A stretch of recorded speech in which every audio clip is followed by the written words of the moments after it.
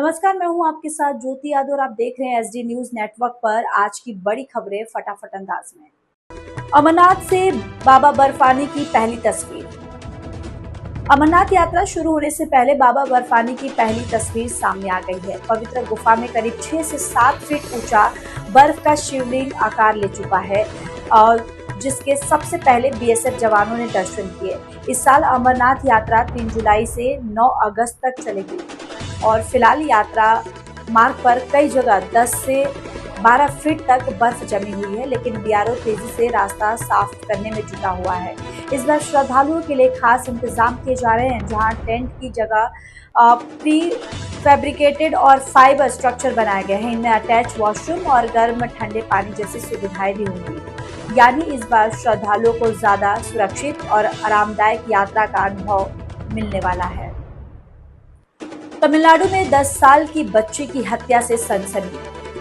तमिलनाडु के कोयम्बटूर जिले में 10 साल की बच्ची के अपहरण और हत्या ने पूरे राज्य को झकझोर दिया है। पुलिस ने मामले में 2 लोगों को हिरासत में लिया है और उनसे पूछताछ जारी है। मुख्यमंत्री सी जोसेफ विजय ने घटना को बेहद भयावह बताते हुए तुरंत जांच के आदेश दिए हैं और जल्द चार्जशीट दाखिल करने को कहा है। वहीं विपक्ष ने कानून व्यवस्था को लेकर सरकार पर सवाल खड़े किए हैं। एआईएडीएमके और डीएमके दोनों ने महिलाओं और बच्चों की सुरक्षा को लेकर चिंता जताई। कुल मिलाकर इस घटना ने तमिलनाडु में सुरक्षा व्यवस्था पर बड़ा सवाल खड़ा कर दिया है। राजौरी के जंगलों में आतंकियों से मुठभेड़। जम्मू कश्मीर के राजौरी जिले में सुरक्षा बलों और आतंकियों के बीच मुठभेड़ जारी है। जानकारी के मुताबिक गंभीर मुगलन के जंगलों में 2 से 3 पाकिस्तानी आतंकी छिपे हुए हैं। आतंकियों की मौजूदगी की सूचना मिलने के बाद सेना और सुरक्षा बलों ने इलाके को घेरकर सर्च ऑपरेशन शुरू किया। इसी दौरान आतंकियों ने फायरिंग कर दी। सेना इलाके में लगातार सर्च ऑपरेशन चला रही है। इससे पहले फरवरी में व्हाइट नाइट कोर ने किश्तवाड़ में आतंकियों के खात्मे की जानकारी दी थी। फिलहाल राजौरी में ऑपरेशन जारी है और सुरक्षा बल जो है वो आतंकियों को पकड़ने या मार गिराने की कोशिश में जुटे हैं। 51,000 युवाओं को मिले सरकारी नौकरी के लेटर। प्रधानमंत्री नरेंद्र मोदी ने शनिवार को 19वें रोजगार मेले के तहत देश भर के 51,000 से ज्यादा युवाओं को सरकारी नौकरी के अपॉइंटमेंट लेटर सौंपे। रेलवे, गृह मंत्रालय, स्वास्थ्य, वित्तीय सेवाएं और उच्च शिक्षा जैसे विभागों में इन युवाओं की नियुक्ति हुई है। पीएम मोदी वीडियो कॉन्फ्रेंसिंग के जरिए कार्यक्रम में शामिल हुए और युवाओं को देश की विकास यात्रा का हिस्सा बनने की शुभकामनाएं दी। उन्होंने कहा कि दुनिया आज भारत के युवाओं और तकनीक प्रगति को लेकर बेहतर उत्साहित है। अब तक 18 रोजगार मेलों के जरिए करीब 12.5 लाख युवाओं को सरकारी नौकरी दी जा चुकी है। नई सरकारों के बड़े फैसले और बदलाव। तमिलनाडु, केरल और पश्चिम बंगाल में नई सरकारें बनने के बाद लगातार बड़े फैसले लिए जा रहे हैं। तमिलनाडु के सीएम विजय ने अपने काफिले के लिए ट्रैफिक न रोकने का आदेश दिया है और महिला सुरक्षा के लिए सिंगम पेन फोर्स शुरू की है।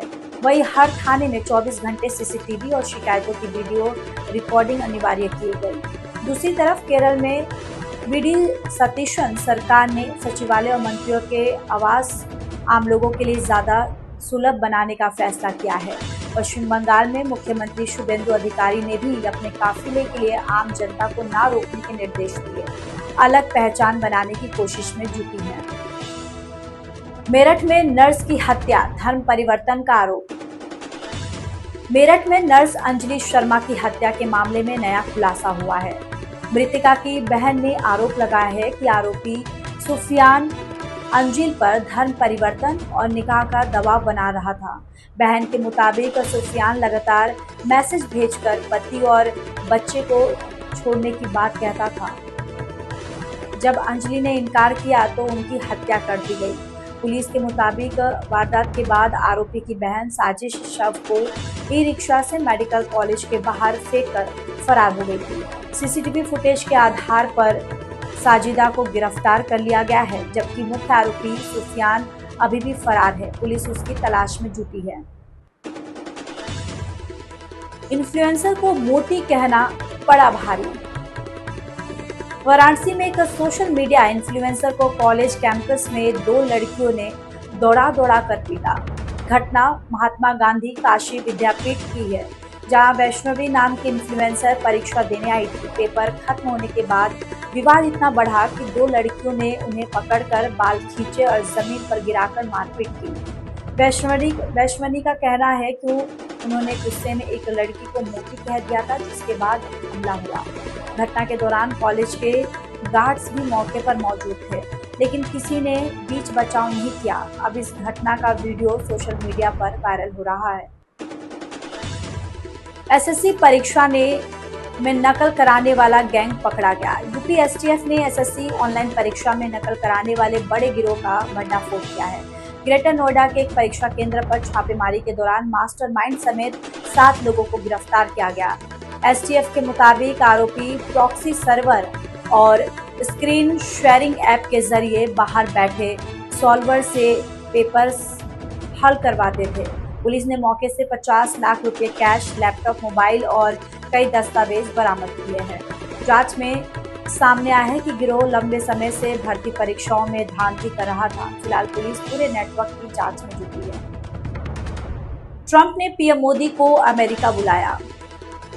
अमेरिकी विदेश मंत्री मार्को रूबियो ने शनिवार को प्रधानमंत्री नरेंद्र मोदी से मुलाकात की और राष्ट्रपति डोनाल्ड ट्रंप की तरफ से अमेरिका आने का न्योता दिया। करीब 1 घंटे चली इस बैठक में सुरक्षा, व्यापार और तकनीकी सहयोग जैसे मुद्दों पर चर्चा हुई। बैठक में विदेश मंत्री एस जयशंकर और एनएसए अजीत डोभाल भी मौजूद रहे। अमेरिकी मीडिया का कहना है कि ये दौरा केवल कूटनीतिक नहीं, बल्कि एशिया में बढ़ती बेचैनी के बीच डैमेज कंट्रोल की कोशिश भी माना जा रहा है, खासकर ट्रंप के हालिया चीन दौरे के बाद। चीन की कोयला खदान में बड़ा विस्फोट, 90 की मौत। चीन के शाक्सी प्रांत में कोयला खदान में हुए भीषण विस्फोट में कम से कम 90 लोगों की मौत हो गई है। हादसे के वक्त खदान में 247 मजदूर काम कर रहे थे। शुरुआती रिपोर्ट में सिर्फ 8 मौतों की जानकारी थी, लेकिन बाद में आंकड़ा तेजी से बढ़ गया। जानकारी के मुताबिक विस्फोट से पहले कार्बन मोनोऑक्साइड गैस का अलर्ट जारी किया गया था। फिलहाल राहत और बचाव अभियान जारी है और कई मजदूरों के अब भी अंदर फंसे होने की आशंका है। चीन के राष्ट्रपति शी जिनपिंग ने हादसे पर सख्त कार्रवाई के निर्देश देते हुए कहा कि दोषियों को किसी भी कीमत पर बख्शा नहीं जाएगा।